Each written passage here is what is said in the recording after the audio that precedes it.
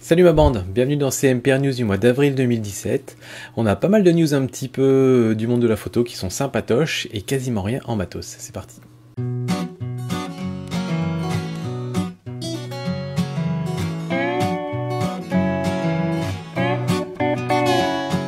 Alors on attaque avec les photos news, je vous disais qu'on a quelques trucs assez sympas. Une photo qui a été partagée sur les réseaux sociaux, pas mal. C'est une photo un peu en trompe-l'œil, c'est une photo donc d'une tartelette avec des fraises et je vais vous l'afficher en plein écran. Et ce qui est vraiment très très étrange avec cette photo, c'est qu'il n'y a pas une seule once de rouge dans cette photo. Et en fait on est trompé par notre œil qui perçoit des contrastes de couleurs et qui du coup interprète la fraise comme étant rouge. Et en fait en réalité c'est que des différentes nuances de gris. Alors c'est comme ça que c'est présenté, mais je pense que c'est un petit peu trompeur en réalité. C'est des nuances de gris, mais dans lesquelles on a injecté un petit peu de vert, qui est la couleur qui est un petit peu opposée au rouge, même complètement opposée au rouge. Et donc c'est dans ce sens-là où je pense que c'est un petit peu trompeur, c'est-à-dire qu'en fait en réalité tout le spectre de couleurs a été bougé vers le vert, et donc du coup par contraste notre cerveau réinterprète pour remettre du rouge dans la photo. Donc on n'a pas véritablement que du gris dedans, mais je trouve ça quand même super intéressant de se dire que notre couleur et notre cerveau est capable de voir des couleurs qui en réalité n'existent pas. Donc vous avez sur le côté là les petits coups de pipette qui ont été donnés, notamment ceux qui sont en haut, qui ont été pris en plein sur les fraises, aux endroits qui paraissent le plus rouge. Bah, vous pouvez faire le test chez vous, c'est pas rouge du tout, c'est que du gris. Je vous mettrai la photo sur l'article qui sera associé, que Steve rédige comme à chaque fois sur chaque vidéo. Ensuite, alors chez Adobe, ils ont commencé à travailler sur plein de trucs assez intéressants. Et je pense qu'on commence à voir les effets de Adobe Creative Cloud, où en fait, parce qu'ils sont passés à un modèle par abonnement, il y a énormément de gens qui payent régulièrement tous les mois. Du coup, Adobe se retrouve avec une énorme montagne de cash et ils investissent ça en partie dans la R&D. Et du coup, c'est assez cool parce qu'ils nous sortent des bonnes choses. Ça, c'est quelque chose qui est déjà sorti pour Lightroom mobile. C'est très drôle parce que je vous en parlais dans la vidéo sur l'appareil photo parfait, le truc dont je rêvais, c'était que l'appareil photo soit capable de compiler plusieurs expositions pour faire un HDR, mais qui nous ressorte une photo en RAW, qu'on puisse traiter donc en format DNG ou autre. Et ils l'ont sorti mais pour Lightroom mobile, donc c'est disponible aujourd'hui sur certains smartphones les plus récents, iPhone 6, Samsung S7 et le Google Pixel. Mais je trouve ça super cool. Alors pour l'instant moi mon vieux téléphone, bah, j'ai pas dessus, mais je désespère pas un jour peut-être de pouvoir faire des chouettes photos comme ça avec un téléphone. Et comme on sait que souvent la plage dynamique c'est un des gros problèmes des mini capteurs qu'il y a dans les téléphones, ça peut vraiment faire des photos assez sympas, donc ça mérite d'être testé et c'est une bonne innovation, donc j'ai hâte que ça arrive dans nos appareils photo. Alors là c'est plutôt de la R&D sur laquelle ils sont en train de travailler, mais pour l'instant c'est pas encore intégré dans les outils Lightroom, mais ça peut préfigurer de ce qu'on verra plus tard. C'est un outil de sélection automatique, c'est-à-dire que on peut faire différents réglages et juste en cliquant le logiciel va être capable de sélectionner automatiquement tout un contour. Et c'est hyper précis. Vous voyez la première photo avec un troll qui est devant un pont, où en plus les cheveux du troll se mélangent vraiment fortement avec le pont. C'est vraiment pas évident de faire la distinction. Et vous voyez la sélection qu'ils sont capables de faire avec cet algorithme, où il arrive à aller sélectionner chaque petit cheveu. Ça prendrait des heures de faire ça à la main, et là il arrive à faire la sélection, donc c'est assez impressionnant. J'ai vraiment hâte que ça arrive dans un futur Photoshop probablement. Et vous avez le même exemple avec la toile d'araignée, selon la force du curseur, la force de l'effet, entre guillemets, vous pouvez arriver à avoir une sélection d'une toile d'araignée, alors qu'encore une fois le fond est très très complexe, et il arrive à faire la distinction, donc c'est vraiment balèze. Et encore un autre truc sur lequel Adobe travaille, c'est un système de transfert de style de photo. Alors là pour l'instant c'est pas encore super réussi sur les exemples. Le premier exemple marche bien, le deuxième un peu moins bien, mais en gros vous lui dites voilà la photo sur laquelle j'ai envie de travailler, voilà le style de photo que j'aime bien, et il prend le style de la deuxième photo pour l'appliquer sur la première.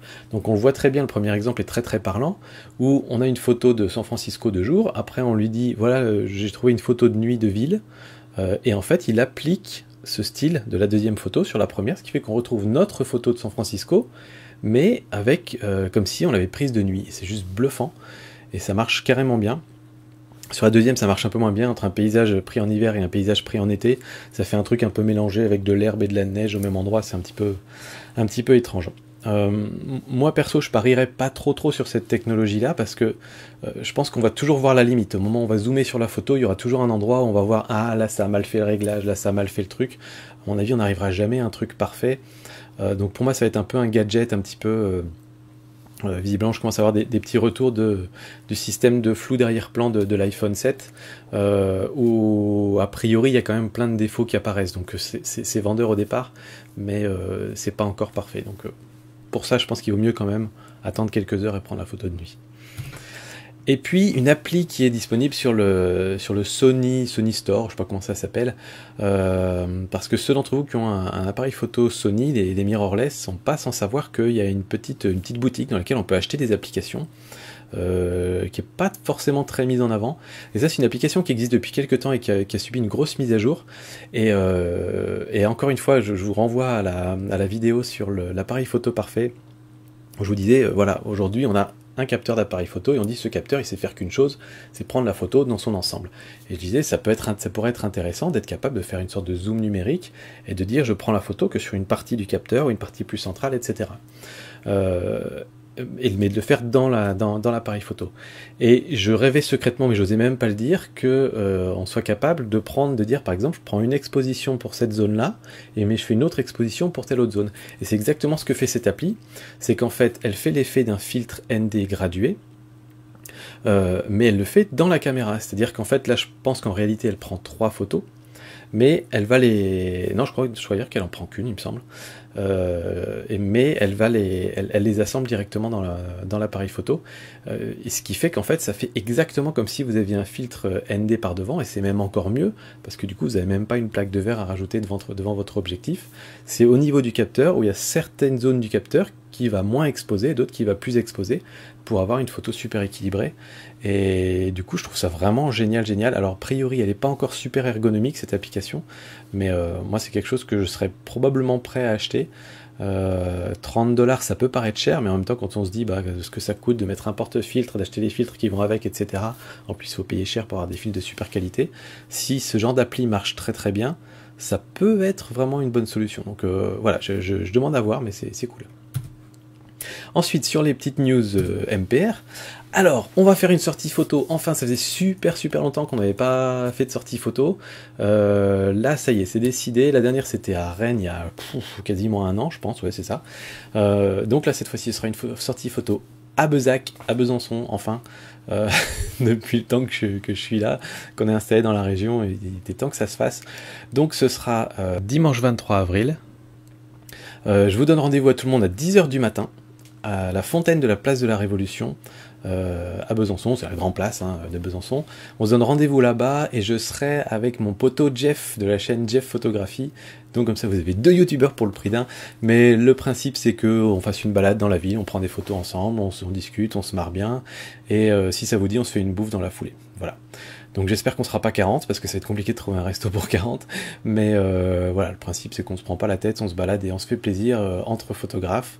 Et puis on se quittera après le déjeuner pour que Jeff et moi on aille faire des petites vidéos ensemble. Enfin voilà, faire des petites sorties photos. Donc en tout cas on vous attend très nombreux. On va créer un petit événement sur Facebook si vous voulez vous inscrire là-bas. Et puis sinon vous vous pointez juste ce jour-là. Et puis on verra bien combien on est.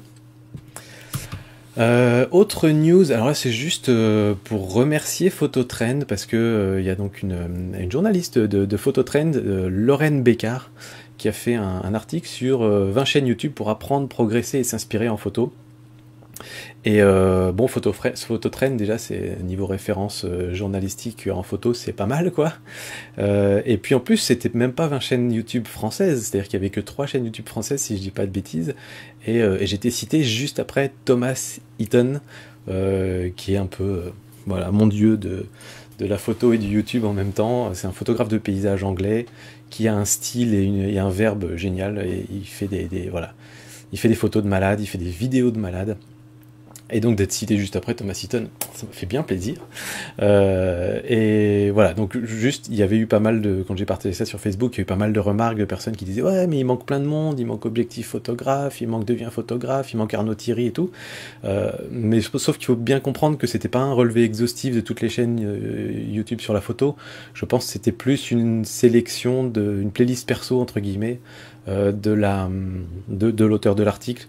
Des chaînes que elle apprécie plus que les autres, donc voilà, c'est juste une petite sélection perso, ça se voulait pas exhaustif parce que sinon on aurait des centaines et des centaines de chaînes YouTube. En tout cas, un grand merci à Lorraine et à Phototrend, ça m'a fait super plaisir. Et puis sur le site mpr.photo, comme tous les mois, je vous recommande quelques articles que vous avez peut-être loupés et qui méritent le détour. Steve d'abord a fait un excellent article sur son projet 366. Vous connaissez probablement les projets 52, le principe c'est de se faire une photo par semaine sur un thème particulier. Steve, c'était pas assez un challenge pour lui, donc l'année dernière, en 2016, il s'est fait un projet 366 parce qu'il y avait 366 jours l'an dernier, et donc il devait faire une photo tous les jours, et donc tous les jours devoir se réinventer, trouver une nouvelle idée. Et j'aimais bien le fait aussi qu'il se donnait pas de thème justement. Ce qui fait que il fallait qu'il crée tous les jours un nouveau truc. Et donc c'était vraiment un sacré challenge. Et donc il a partagé ça dans un super article où il explique un petit peu tous les états d'esprit, tous les états d'âme par lesquels il est passé. Il vous montre aussi toutes ces photos qui sont magnifiques parce que Steve il fait des super photos. Donc je vous invite fortement à aller lire cet article. On vous met les liens dans la description de toute façon. Olivier qui a contribué, donc comme beaucoup d'autres, il y a encore d'autres articles en attente de contributeurs, et qui nous a fait tout un article sur les logiciels RAW gratuits. Alors Olivier au début il voulait juste filer un coup de main quand j'avais commencé à parler de Photo Director ou d'autres logiciels. Lui il a voulu chercher des logiciels gratuits pour retoucher les RAW. Alors je dis gratuit et pas open source parce qu'il y a des open source dedans, puis il y en a d'autres qui sont des anciennes versions qui sont du coup mises à disposition gratuitement. Et donc il a testé tout ça. Et vous verrez, c'est une mine d'infos. Alors c'est pas exhaustif non plus, évidemment, c'est pas possible de tout comparer, mais je pense que c'est une bonne base de départ si vous avez envie de commencer à retoucher vos photos, que vous savez pas du tout vers où aller. Vous entendez parler de RAW thérapie, vous entendez parler de Lightroom, vous entendez parler de plein d'autres trucs, vous savez pas, Darktable. Allez faire un tour là-dessus. Il a regroupé un petit peu des opinions de plein de personnes sur internet, donc ça vous donnera une idée de où vous dirigez selon vos goûts. Et puis, encore un petit article de Steve. Alors vous savez que Steve écrit un article avec chaque vidéo, et chaque fois je vous mets le lien dans la description. C'est toujours très complémentaire de ce que je raconte, il n'est pas là pour réécrire exactement la même chose que moi, au contraire, des fois il me contredit un peu, ou il ajoute des choses. Ça le démange en fait, toujours de rajouter des choses, de faire de la recherche en plus, donc c'est toujours super intéressant. Et là c'était sur la photo de la revue de photos des tipeurs. Où on reprenait un petit peu les réglages de base de retouche d'une photo, et donc il a repris lui réglage par réglage et il montre comment chaque réglage affecte la photo. Donc si vous avez été intéressé par le lien numéro 2, les logiciels RAW gratuits parce que vous voulez vous mettre à la retouche photo, allez voir aussi le lien numéro 3 parce que du coup vous comprendrez exactement à quoi sert chaque curseur dans un logiciel de retouche. Donc je pense que c'est une super vidéo à aller voir, une super vidéo, un super article. Et puis encore une fois avec plein d'exemples aussi en photo. Enfin, il est vraiment très bien fichu cet article là. Donc voilà, beaucoup de boulot du côté de Steve, et merci encore à lui. Et puis niveau matos, comme je vous disais, il n'y a pas grand chose, mais en réalité il y a même rien du tout, que dalle. Pas de news matos ce mois-ci, la raison étant qu'il y a eu des salons photo, CP+, et autres depuis le début de l'année, donc toutes les annonces ont été faites à cette occasion-là, puis là il n'y a rien ce mois-ci. Donc voilà, entre le mois dernier, il y avait 25 trucs, et là, ce mois-ci, il n'y a pas grand-chose. J'en profite aussi pour vous dire que je suis complètement désolé, mais cette année, j'ai zappé le 1er avril. Vous savez que d'habitude, sur cette chaîne, j'aime bien faire une petite blagounette. Alors, je fais pas des fausses infos, mais plutôt des vidéos un peu marrantes, un peu décalées pour le 1er avril. Là, ça m'est complètement sorti de la tête cette année. Du coup, j'ai sorti une vidéo qui, en plus, devait sortir le 31 mars le vendredi, mais j'étais à la bourre, donc je l'ai sorti le 1er avril, le samedi, et c'était pas une vidéo drôle, donc bon, je suis vraiment désolé. Voilà, toutes mes excuses, ça n'arrivera plus, promis. Et donc du coup, je vais finir avec un petit coup de pouce, et ce mois-ci, j'aimerais bien donner un coup de pouce à une Instagrammeuse que j'ai découvert. Enfin, moi je me balade un peu sur Instagram, mais vraiment pas beaucoup, je suis pas un gros consommateur. D'ailleurs ça fait longtemps que j'ai pas posté de trucs sur Instagram, et je sais pas pourquoi je suis tombé sur ses photos très vite, et je les trouve magnifiques. Elle fait des très très belles photos. Alors elle est, je crois, en Bourgogne si je dis pas de bêtises, et c'est des photos toutes simples de la vie de tous les jours, mais qui sont vraiment super bien mises en valeur. Et voilà, je suis très sensible à son style. Elle a un style très décontrasté, qui passe bien sur Instagram. Voilà, j'aime beaucoup ses photos, elle fait des super beaux trucs. Et c'est vraiment les petits plaisirs de la vie de tous les jours, donc je trouve ça vraiment superbe. Donc si ça vous intéresse, allez faire un tour sur son Instagram. Pareil, je vous mets le lien dans la description ou dans l'article de Steve. Et sinon, vous cherchez sur Instagram Cotton Mountains. Voilà. Et donc on finit avec les photos que j'ai postées sur Facebook au mois d'avril 2017. Et là aussi, malheureusement, il n'y en a pas eu. Et je crois que c'est une des premières fois, si ce n'est la première fois, que j'ai pas posté une photo ce mois-ci. Et donc vous vous doutez bien que c'était un petit peu à l'arrache ce mois-ci. Beaucoup de choses dans notre vie perso, plus le boulot et compagnie. Mais c'est pas une excuse, c'est pas bien, Sylvain. Pas bien. Donc voilà, promis, le mois prochain, je vous poste des photos sur la page Facebook. En tout cas, moi je vous dis un grand merci de continuer à suivre mon petit réflexe. Et puis à très bientôt pour d'autres vidéos. Ciao tout le monde.